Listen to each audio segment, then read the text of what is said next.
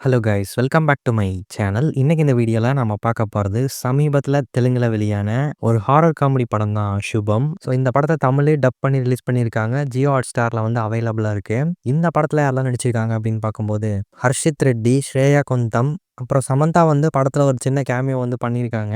பிரவீன் கந்திரிகுலா இந்த படத்த வந்து டைரக்ட் பண்ணியிருக்காரு. ஸோ படத்துடைய கதை வந்து என்ன அப்படின்னு முதல்ல பார்க்கலாம். இந்த கதையோட ஹீரோ ஒரு கேபிள் ஆப்பரேட்டரா இருக்காரு. இவருக்கு கல்யாணம் வந்து ஆகுது. அண்ட் இவருடைய ஃப்ரெண்ட்ஸ் 2 பேருக்கு ஆல்ரெடி வந்து கல்யாணம் ஆயிருச்சு. ஸோ இவருடைய ஃப்ரெண்ட்ஸ் 2 பேரும் வந்துட்டு ஹீரோக்கு ஐடியா குடுக்குறாங்க. அதாவது உன்னுடைய ஒய்ஃப வந்து உன்னுடைய கண்ட்ரோல்ல வச்சுக்கோ. உன் பேச்ச கேட்குற மாரி நடந்துக்கோ. இந்த மாதிரி சில அட்வைஸ் எல்லாம் வந்து ஹீரோக்கு குடுத்துட்டு இருக்காங்க.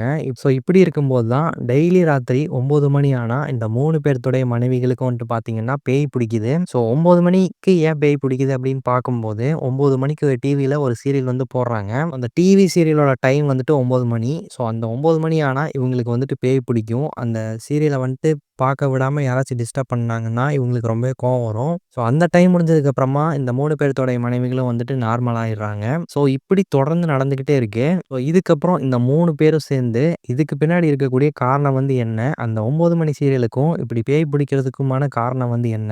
ஸோ இந்த 3 பேர்த்துக்கு மட்டுமே இந்த மாதிரியான விஷயங்கள் வந்து நடக்குதா? இல்ல அந்த ஊர்ல இருக்கக்கூடிய வேற யாராச்சுக்கும் இந்த மாரி நடக்குதா? என்னலாம் தன்னுடைய மனைவிகள வந்துட்டு இந்த 3 பேரும் காப்பாத்துனாங்களா இல்லையா? இதெல்லாமே தான் இந்த சுபம் படத்துடைய மீதி கதை அப்படின்னு சொல்லலாம்.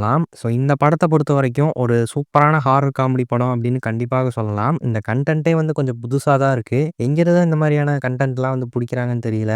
இந்த படத்துல நடிச்ச எல்லாருமே வந்துட்டு புதுமுகங்களா தான் இருக்காங்க. எல்லாருடைய பெர்ஃபார்மன்ஸும் நல்லா இருந்துச்சு.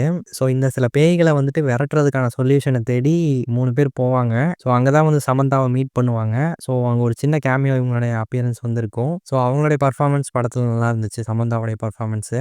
படம் ஆரம்பிச்சதுலேருந்து முடியிற வரைக்குமே எங்கேயுமே போர் அடிக்கல மெயினா. ஸோ அத வந்துட்டு சொல்லியே ஆகணும். 2 மணி நேரத்துக்குள்ள நீட்டா வந்துட்டு எத சொல்லணுமோ அத வந்து ப்ராப்பரா கன்வே பண்ணிட்டாங்க. இது போக கதையோட ஃப்ளோலயே வந்துட்டு காமெடி நெறைய இடங்கள்ல சூப்பரா ஒர்க் அவுட் ஆயிருக்கு.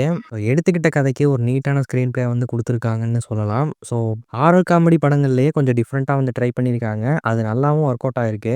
ஸோ தமிழ் டப்பிங்கும் வந்துட்டு பார்த்தீங்கன்னா, சூப்பரா பண்ணியிருக்காங்க.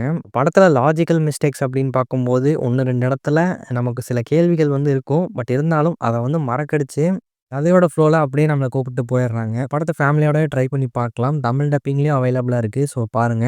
இந்த ஒரு ரிவ்யூ வந்து உங்களுக்கு பிடிச்சிருந்தா லைக் பண்ணுங்க, ஷேர் பண்ணுங்க, கமெண்ட் பண்ணுங்க. இந்த சேனலுக்கு சப்ஸ்கிரைப் பண்ணுங்க. Thank you.